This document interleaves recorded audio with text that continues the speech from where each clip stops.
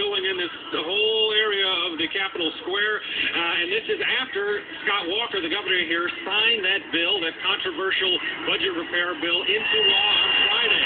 There are a couple things going on besides the protests that continue. They have a legal challenge, and they say they're going to try to recall some of the Republican state senators. They say those efforts are continuing here. They believe they could somehow overcome this. Will is one of the protesters that came out today. Will, the governor signed this. This is the law of the land here. Do you really think that being out here is going to change anything?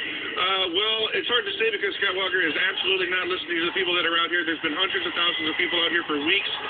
The procedure was illegal that they passed this with. It'll go to the courts and hopefully be defeated there. He argues that by limiting the collective bargaining rights of unions, that communities can save money because they can bargain directly with what's left of the unions. What do you say to that? Well, they can save money, but all they're going to do, they're ripping off good, decent people. Like, I have friends that are in the union that are teachers, and they're just going to lose thousands of dollars every year because of this. You know, these are people with families that have small houses that can't afford to lose that money. Republicans also say that they were elected on this platform, and they're doing what they said they'd do. Well, they weren't elected on union busting, that's for sure. And if they had mentioned that they were going to bust unions when they were running for office, I don't think they would have been elected. All right, one of the many Wisconsin residents out here again, Frederica.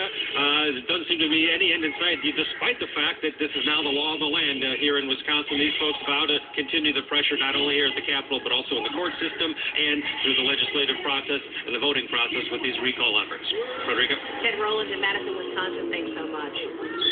And, of course, we're going to return to our continuing coverage of the earthquake and ensuing tsunami in Japan after this.